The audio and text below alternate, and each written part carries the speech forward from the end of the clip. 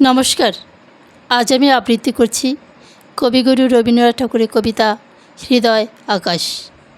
আমি ধরা দিয়েছি গো আকাশের পাখি, নয়নে দেখেছি তব নূতন আকাশ।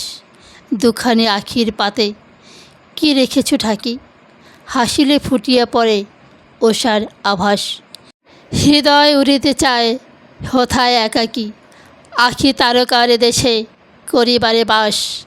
ওই গগনেতে চেয়ে উঠিয়াছে ডাকি, হোথায় হারাতে চায় এ গীত উচ্ছ্বাস। তোমার হৃদয়াকাশ অসীম বিজয়, বিমল নীলিমা তার শান্ত সুকুমার।